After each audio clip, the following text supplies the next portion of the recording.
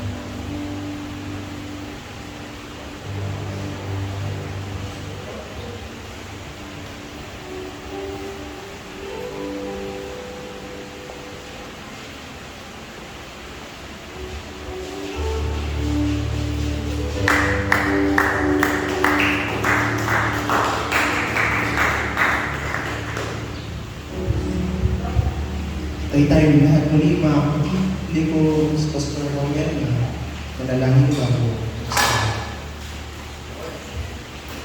Pray, mga kapatid, ng aming Diyos, na banal, dakila, ang kapangyarihan sa lahat. Tinataas ka namin, Panginoon, pinapasalamatan ka po namin sa umagang ito, sa araw na ito, aming pinagdalawang minsan pa, upang maparangalan ka natin, mapapurihan, mas maluwalhati, Panginoon, hindi po makapag-aral ng mga banal na salita. Salamat sa pribilegyo, Panginoon, patuloy ang pinagkamaloob po sa amin. Dalangin namin ang mga kilang karumihan sa aming puso at isipan na maaari kami hadlang sa pag-aaral na ito. Aming pagdalangin na patuwarin mo po kami, pangalimisin po kami, Panginoon, upang kami maging marapat sa iyo, Panginoon.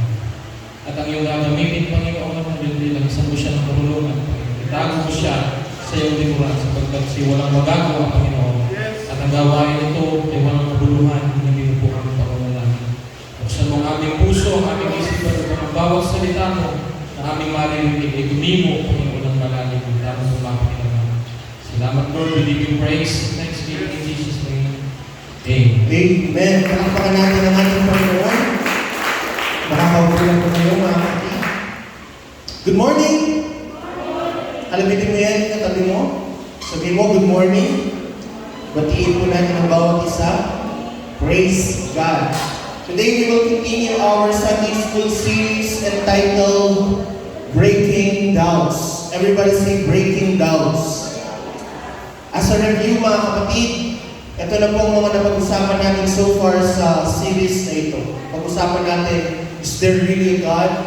pag-usapan din natin is the Bible reliable? Nandiyan rin yung is there only one God? And also, what are the natures of God? And last topic po natin is, what is the name of God? Sa lahat po ng mga nakaskip or hindi naka-attend ng Sunday School sa mga ilang chapters, ang ating pong Sunday School series, lahat po ito ay uploaded sa ating YouTube channel.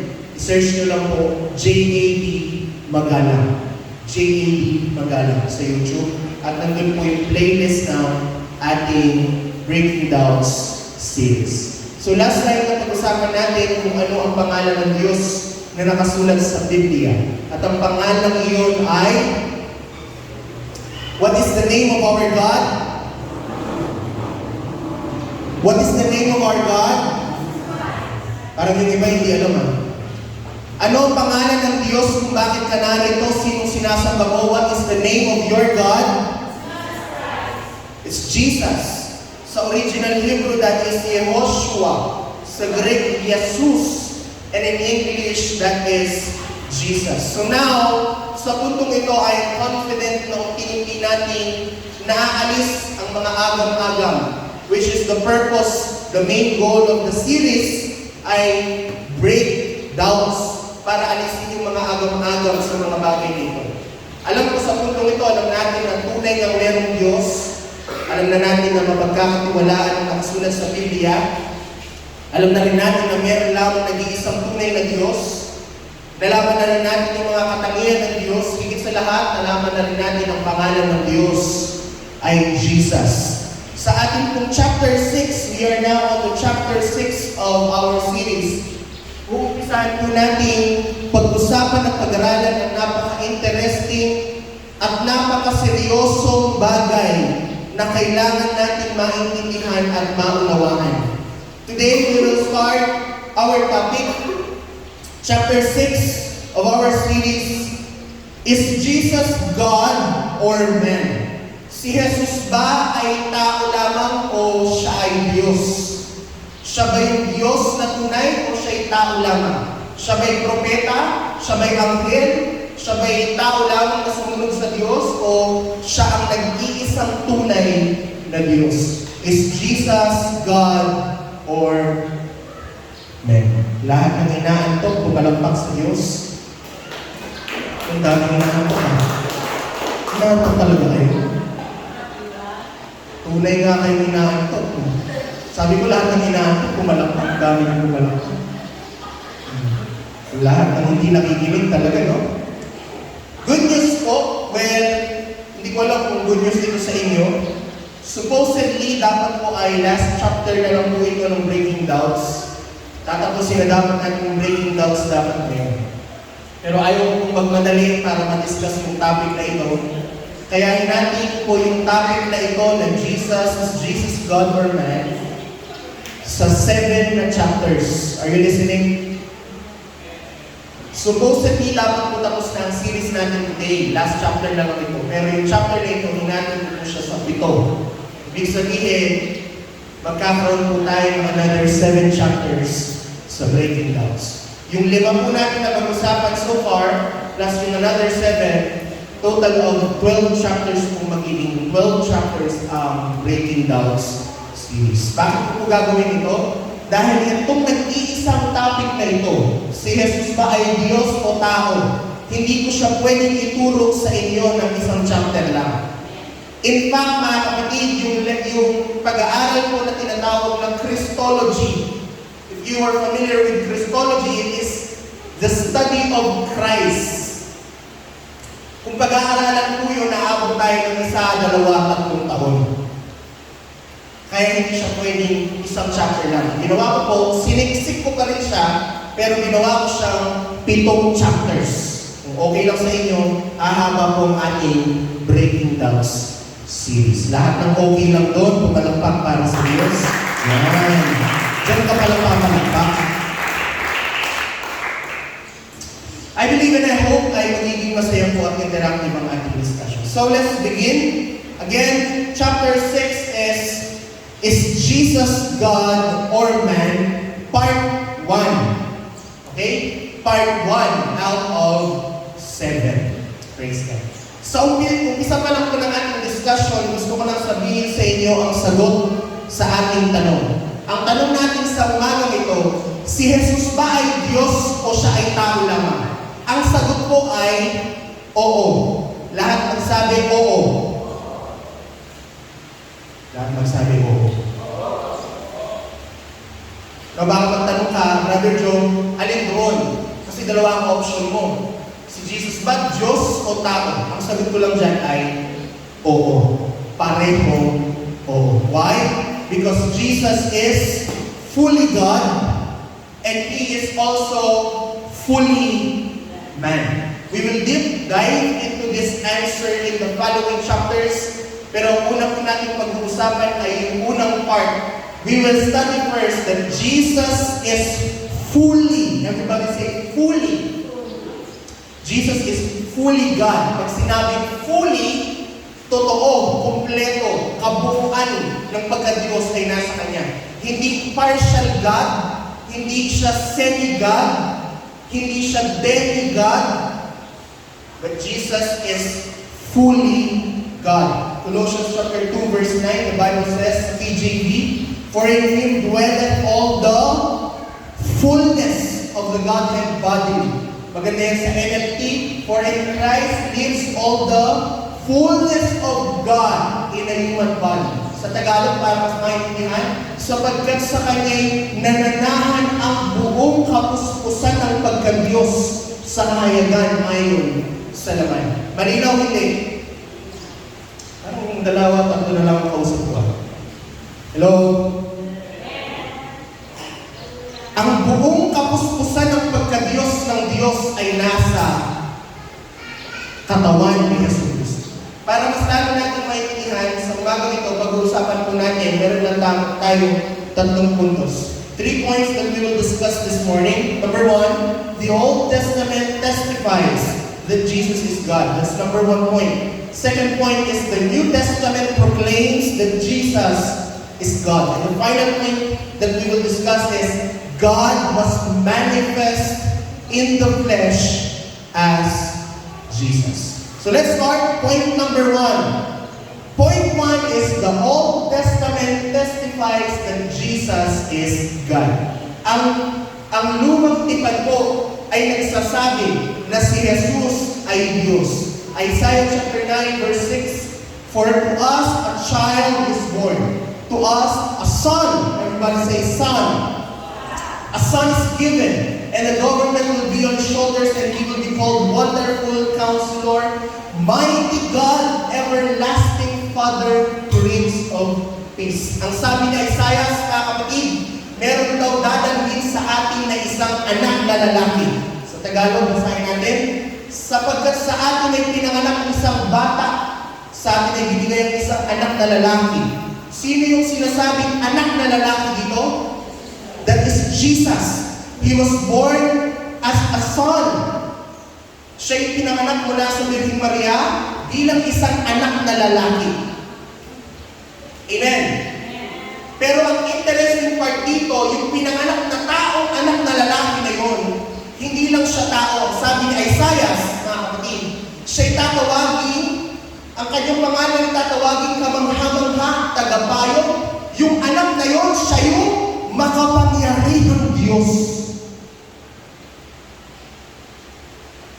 Siya ang walang hanggang Ama. Huwag mong sasabihin sa akin, anak lang siya. The prophecy is clear.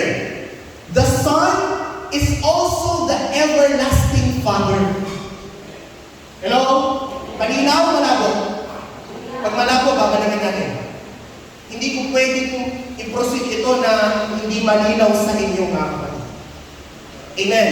Another prophecy of Isaiah, Isaiah chapter 7, therefore the Lord himself shall give you a sign, behold, a virgin, ito mas malinaw, a virgin shall conceive and bear a son, and shall call his name Emmanuel.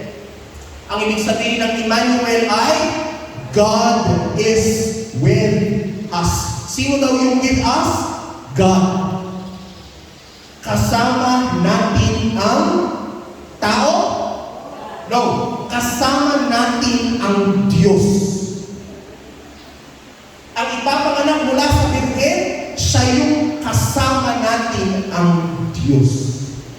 Naging makatuparan ba yan? Nasa katuparan niya yan in the prophecy, in the story of Matthew 1, kung si Angel Gabriel, mga kapatid, ay kinausap si Jose, si Joseph. Sabi niya, huwag kang mag-alala, buntis ang iyong fiancé, kahit hindi pa kayo pinakasal, wala kayong nagawang mali, pero dahil siya'y nananahan ang banal na spirito sa kanya, at siya'y magkukonsig ng isang anak na lalaki na tatawagin Emmanuel. O tatawagin Jesus dahil nililigtas niya ang kanyang bayan at siya'y tatawagin Emmanuel. Palakpakan muna natin ang Diyos. Dinescribe ni Isaiah sa mga kapatid sa lumang tipan na ang Diyos ay ang ugat. Everybody say ugat. At ang tangkay. Everybody say tangkay. Ni Jesse. 50 pesos. Sino si Jesse? Sino si Jesse sa Bible? Ama ni David. Puntahan mo ko mamaya. Palakpakan naman natin si Tita Hes. Si Jesse ay yung tatay ni David na pumatay kay Goliath. The Bible says in Isaiah 11:1, "And there shall come forth a rod out of the stem." Everybody say stem. Anong stem sa Tagalog? Tangkay. Stem. Wait. Stem, tangkay, out of Jesse, and a branch shall grow out of his roots. Ano ang roots sa Tagalog? Ugat. Now, ang propesya ni Isaiah ay ganito. This is an interesting prophecy. Paano magiging ang ugat, siya rin ang tangkay? Ano ang ugat? Ito yung pinagmula ng puno. Yung tangkay nagmula sa puno. Hindi pwedeng yung tangkay magiging ugat. At yung ugat magiging tangkay. Kasi pag sinabi mong ugat, sa kanya galing ang puno. Yung tangkay, hindi sa kanya galing ang puno. Nanggaling siya sa puno. Pero ang sabi ng propesya ni Isaiah, meron isang tao meron isang darating na magiging tangkay ni Jesse, pero siya rin ay ugat ni Jesse.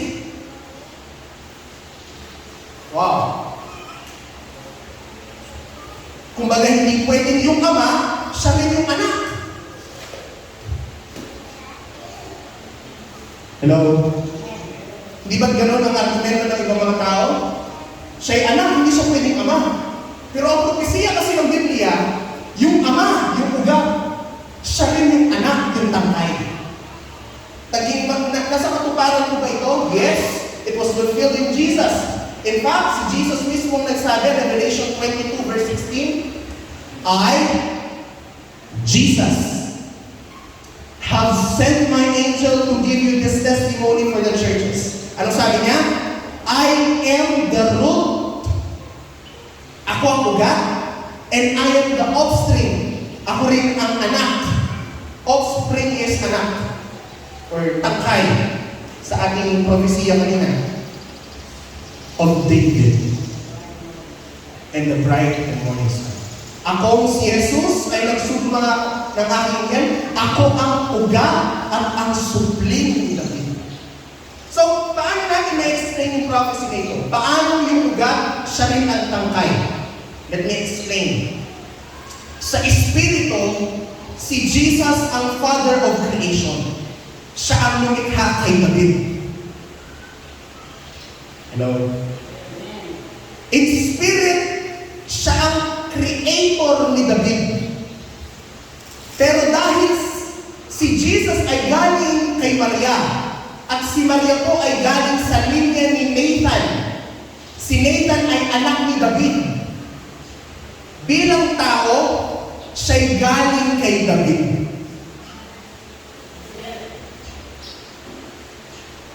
Malinaw malabo. Kung may papatayin ako dito, papa-explain ulit yun. Okay lang? Hello? Malinaw malabo? Para sabihin ko kung malabo, para maulit ko. Lahat ng nalalabuan, magsabi amen. Malinaw. Pero ulitin ko na rin ulit. Kasi yung mga iba nakagano'n. Sa Espiritu, si Jesus ang lumikha kay David. Pero sa pagiging tao, siya ay nandoon sa lahi ni David. Why? Because Jesus is the same Father before, and He is also the same man na tignan na tumubos sa ating mga kasalanan. Isaiah prophesied again na ang Diyos ay nagpapagaling. Isaiah 35, say to those with fearful hearts, be strong, do not fear, your God will come. Darating ang inyong Diyos. At ano gagawin niya? Then, pag dumating ang Diyos, sabi niya, the eyes of the blind will be opened, the ears of the deaf will stop, then the lame will leap like a deer, and the mute tongue shout for joy. Ang propesiya ni Isaiah, pag dumating ang Diyos, ang mga bulag makakakita, ang mga pipi makakapagsalita, ang mga lumpo makakatalon, ang mga bihig makakarinig. Nangyari ba ito? Yes po, nangyari yan. Luke 7, at that very time, Jesus cured many who had disease, sickness, and evil spirits, and gave sight. Nagbigay si Jesus ng liwanag, ng paningin sa mga bulag. So he replied to the messengers. Kasi ito si John the Baptist, nagpadala ng mga apostoles kay Jesus na sabi, Jesus, tanong ko kay Jesus, siya na ba yung Messiah na hinihintay natin o maghihintay pa kami ng iba? Ang sagot lang ni Jesus ay ganito, go back, bumalik kayo kay John the Baptist. Report to John what you have seen and heard. The blind receive sight, the lame walk, those who have leprosy are cleansed, the deaf hear, the dead are raised, and the good news is proclaimed to the poor. Nung tinanong ni John the Baptist si Jesus, ikaw ba yung Diyos o hindi? Ang sagot lang ni Jesus ay ganito. Ang bulag ay nakakita, ang bingi ay nakarinig, ang pipi ay nakapagsalita, ang mga may leprosy ay nalinis, ang mga lamba ay tumalon, ang gospel ay na-preach sa Gentiles, sa mga poor people. Doon naintindihan ni John the Baptist yung propesya ni Isaiah natin pa, na pag dumating ang Diyos, ito ang mga mangyayari. Sa lahat na nakakaintindi at nakakaunawa, palakpak tayo sa ating Panginoon. Si Isaiah din po ay nag-prophesy na bago dumating, bago dumating ang Diyos, meron muna siyang ipapadalang isang tao na maghahanda ng daanan para sa Diyos. O yung tinatawag na forerunner. Hindi ibig sabihin forerunner, apat na tumatakbo. Hindi. Sabihin ng bago. No? Forerunner. Okay? So itong tao ito na prophecy ni Isaiah, bago daw dumating ang Diyos, meron munang isang tao na maghahanda ng daan para sa Panginoon. Alam niyo po ba, in ancient times, yung mga hari, maging sa panahon natin ngayon, bago dumaan ang hari sa isang kalsada, meron munang forerunner. Titingnan muna ng forerunner, hindi ba mabaho? Meron bang lubak? Titingnan niya muna kung walang nagtitinda ng mga kung ano-ano sa paligid, bago dumaan yung hari. Now, meron prophecy si Isaiah, bago dumating ang Diyos, na hari ng mga hari, meron munang forerunner. Anong prophecy ito? Isaiah 40, the voice of him that cried in the wilderness, prepare ye the way of the Lord, make straight in the desert a highway for our God. Siya daw ang sisigaw sa disyerto, sa ilang, sa wilderness, na magsasabi, parating na ang Diyos, repent, maghanda kayo sa darating na Diyos. Now, itong prophecy po na ito ay natupad sa pagkatao ni John the Baptist. Everybody say John the Baptist. Are you familiar with John the Baptist? Sino si John the Baptist? Sino si Juan Bautista? That is pinsan ni Jesus. Hindi na testo. Na anak ni Elizabeth. Amen? At Zechariah's mama. Si Elizabeth at si Mary ay magkapatid na. No? So magpinsan sila. Praise God. Now, natupad po ito in Matthew 3 verse 1. In those days, John the Baptist came preaching in the wilderness. Yung propesya ni Isaiah noon nasa katuparan kay John the Baptist. Siya yung forerunner of God. Saying, repent, for the kingdom of heaven has come here. Alam niyo po ba? Actually, may pag-aaral tayo. Meron sa tayong buong chapter na pag-aaralan ng natin si John the Baptist. Napaka-interesting ng buhay ng tao. Kaya skip na muna natin. Sa verse 3, sabi ng Bible, this is he who was spoken of through the prophet Isaiah. Dineclare, kinonfirm ng Bible, ito yun, yung sinasabi ni Isaiah na forerunner ng Diyos. Now, si John the Baptist yung forerunner ng Diyos. Sino yung Diyos? Sino ba yung pinaghanda ni John the Baptist? If you remember, John the Baptist is the one who baptized Jesus. Nung ibabaptize na siya ni John the Baptist, ang sabi ni John the Baptist sa kanya, huwag mo pahintulutan na ibaptize kita. Maging yung sintas ng iyong sandals, hindi ako worthy na alisin. Kasi na-recognize ni John the Baptist, ito na yung Diyos. Sabi ni John the Baptist, hindi ako worthy para i-baptize kita. Maigi nga na ako i-baptize ko. Sabi na kay Jesus. Pero sabi ni Jesus, gawin mo ito upang maisakatuparan ang propesya. So there we go. John the Baptist is the forerunner. And then, Jesus is the God na pinaghandaan ni John the Baptist. Kaya nga po nasa kulungan si John the Baptist, gusto niya makasigurado na bago siya mamatay, kasi pupukutan na siya ng ulo ni Herodes. Bago siya mamatay, nagpadala siya ng mga apostoles. Nagawa ko ba yung ministry ko na mahanda ang daan para sa Diyos? Kaya tanongin niyo si Jesus, siya na ba yung Diyos na hinihintay ko? O maghihintay pa ako ng iba? Pero kinonfirm sa kanya ni Jesus, ako na nga yun. Wala ka nang hihintayin ibang Diyos. Palakpakan natin. Last verse para sa unang puntos. Micah chapter 5 verse 2. But thou Bethlehem, everybody say Bethlehem. Though be little among the thousands of Judah, yet out of thee shall come forth unto me that is to be ruler in Israel, going forth have been from all from everlasting. May hula rin po si Isaiah na ganito. Si Micah na ganito.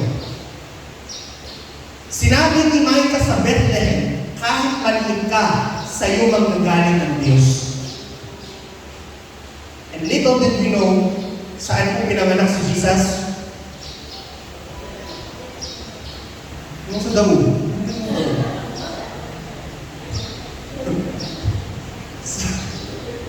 Ibang Jesus yun.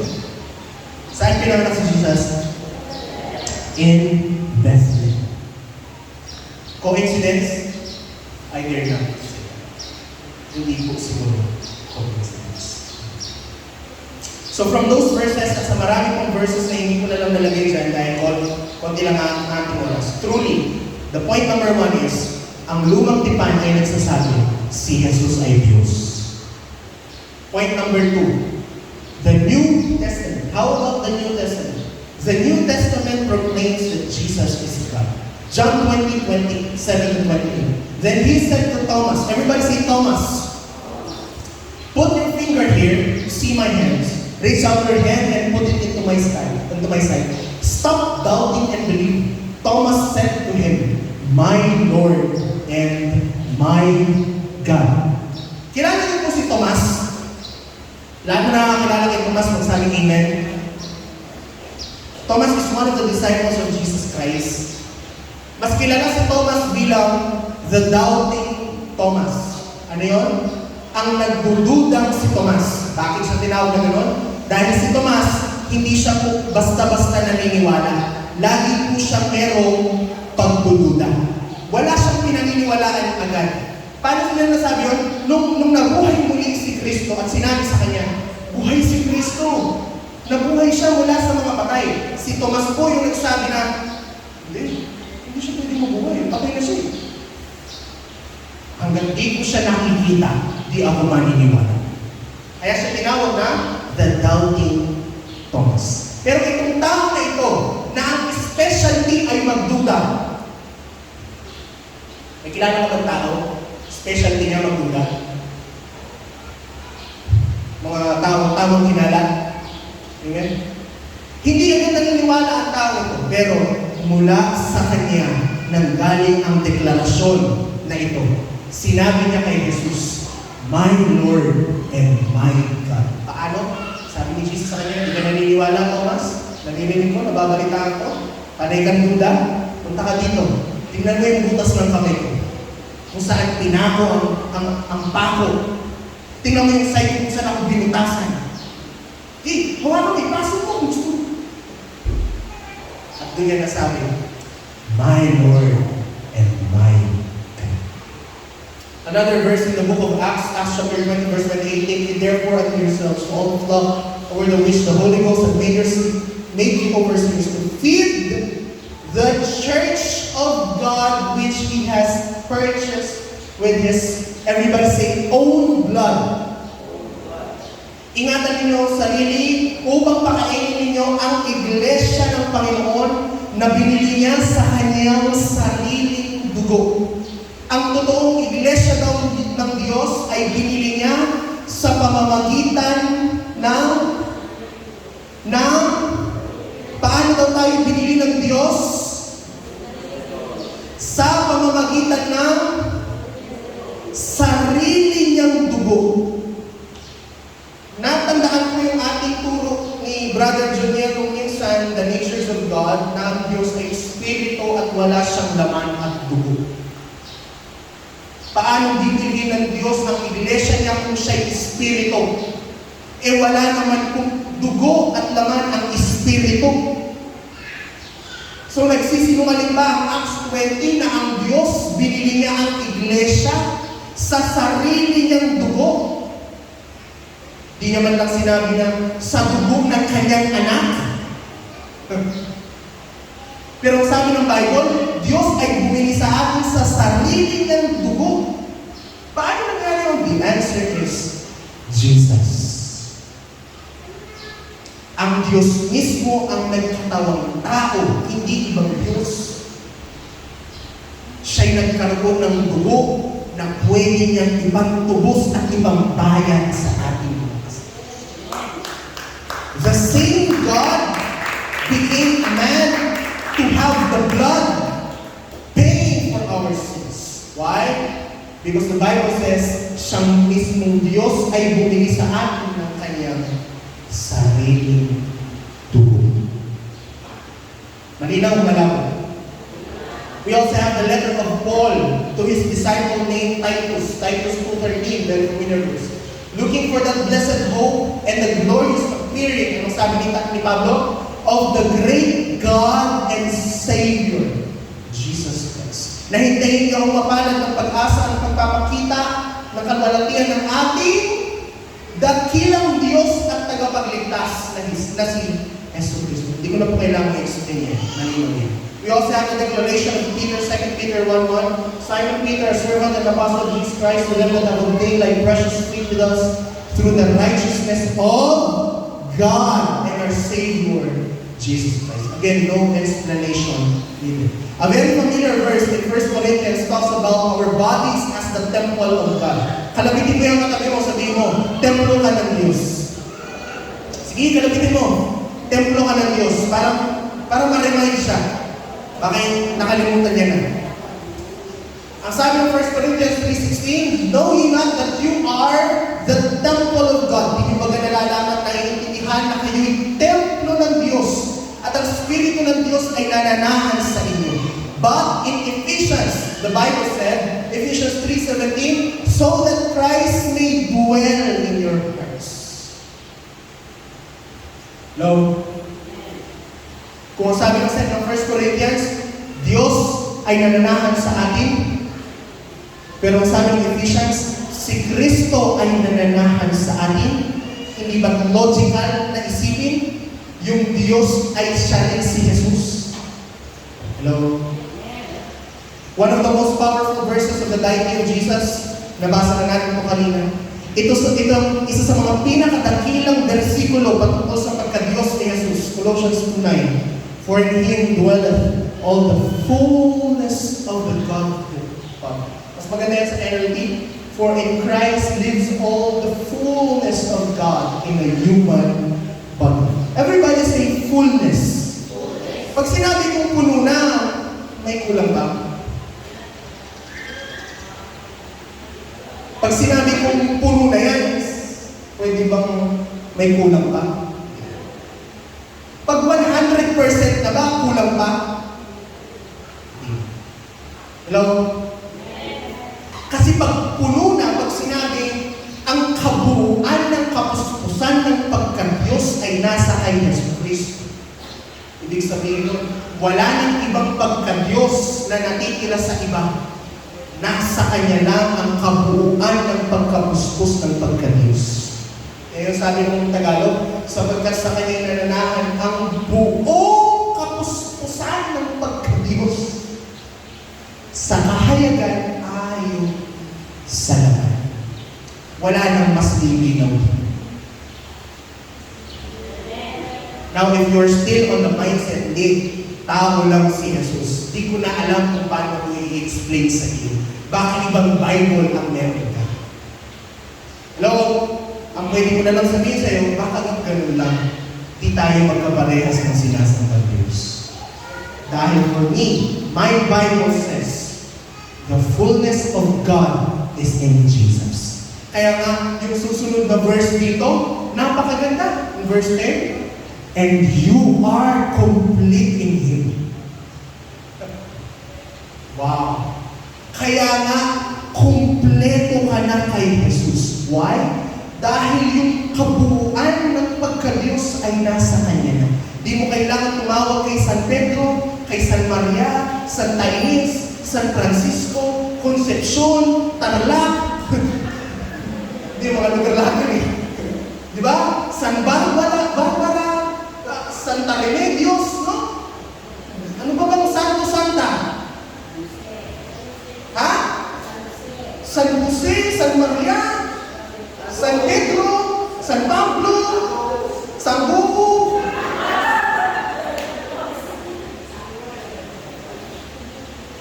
Hello? Dahil ang buong pagka-Diyos ay nasa kay Kristo. At ang sabi ng verse 10, at ikay kumpleto na sa Kanya. Nabitin mo yung matabi mo, kumpleto ka na kay Jesus. Dami mo pang hinahanap, si Jesus lang naman ang kailangan mo. Sige, sabihin mo, puro at imo sa Facebook, si Jesus lang ang kailangan mo. Hello? Kung may Jesus ka, dapat kumpleto ka, dapat masaya ka na, dapat kontento ka na. Hello? We are complete in Jesus. Because the fullness of God is in Jesus. And now to our final point. God was manifest in the flesh.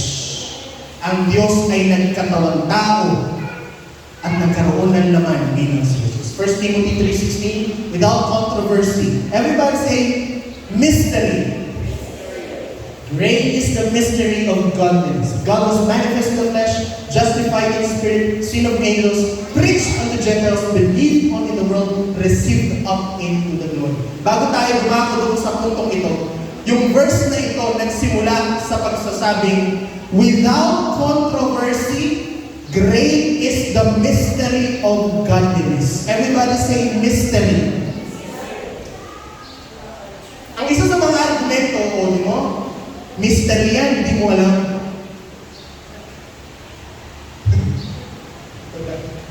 Hello? Totoo ba? Mystery yan, hindi natin alam. Ano yung tinutukoy ng 1 Timothy ni Pablo? Kung sumulat siya kay Timoteo. Ano yung tinutukoy ni Pablo ng mystery ng pagka-Diyos? Una sa lahat, yung mystery na sinasabi dito, hindi mystery sa kanila na isa lang ang Diyos. Hello? Hindi misteryo kay Pablo na isa lang ang Diyos. Alam niyo yun? Hindi misteryo sa kanya na si Jesus ang Diyos. Hindi. Alam ni Pablo yun. Hindi misteryo sa kanya yun. Hindi bago sa kanya yun. Hindi misteryo kay Pablo yung tatlo ba ang Diyos o isa lang. Hindi. Malinaw kay Pablo na isa lang ang Diyos. Hindi niya sinasabing misteryo, baka tatlo. Hindi. Hindi misteryo sa kanya yun, kapatid. All throughout the teaching of the Bible and even Paul, consistent ang kanilang pagtuturo na meron lamang iisang Diyos. At ang sabi ni Pablo, every knee will bow in the name of Jesus. Hindi yun yung sinasabi ng misteryo. Later on sa mga susunod natin mag-uusap, ay pag-uusapan natin, focus natin yung the mystery of godliness. Kaya, huwag kayo nag-a-absent sa list. Ang gusto ko i-point out dito, yung next na sinabi niya, God was manifest in the flesh. Alam niyo po ba, ang Diyos ay nagkatawang tao. Lahat ng naniniwalang ang Diyos ay nagkatawang tao, sabi Amen.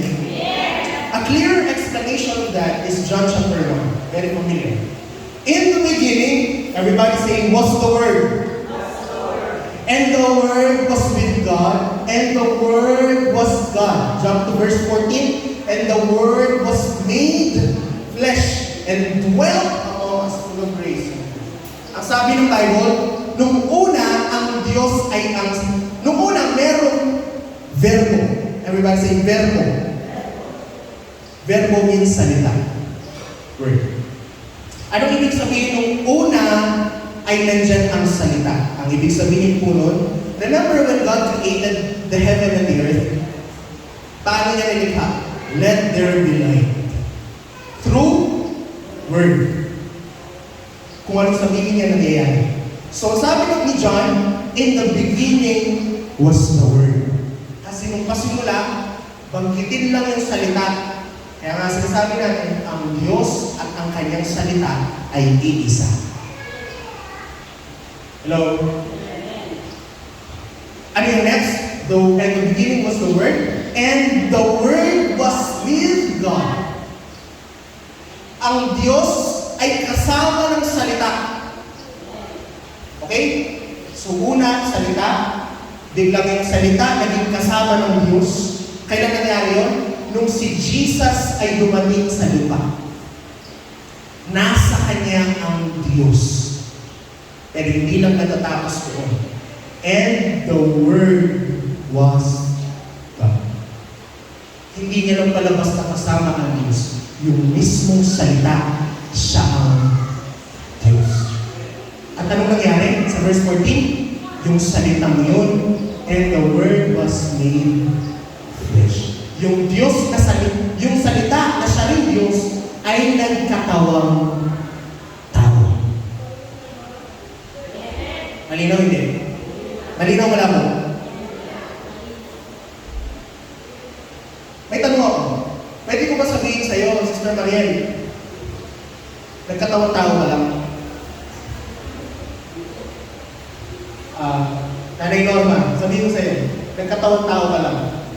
Hindi pwede. Kasi tao ka eh. Hindi ka nagkatawang tao, tao ka talaga. Kaya pag sinabi ng Bible, siya'y nagkatawang tao, hindi siya talaga tao.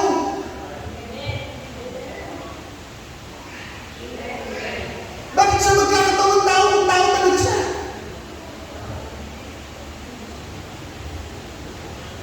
So the point here is, God was manifest in the flesh. Yes, tao siya. Pag-aaralan natin sa mga next chapter.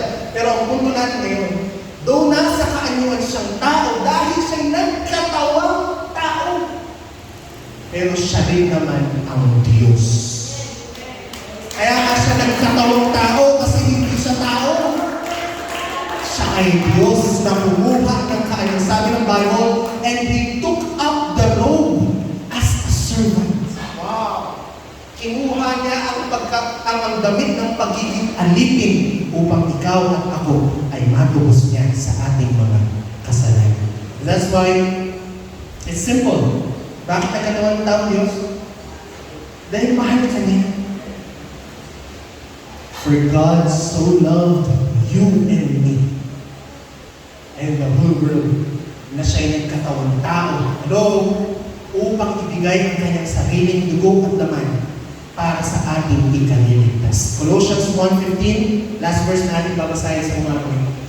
Christ is the visible image of the invisible God. Question. Tita Joy, kapag tumingin ka sa salamin, nakita mo yung sarili mo doon sa salamin. Tawag doon image. That's your image. O kaya kapag nag-selfie ka, tinignan mo yung picture mo, tinignan mo kung may muta ka. Yung image doon sa cellphone at ikaw, o di dalawa ka na. Yung image ba doon sa cellphone at saka ikaw, magkahiwalay? Tatanungin ba? Ma, magkahiwalay ba yung image doon sa ikaw? Pastor Roman? Hindi.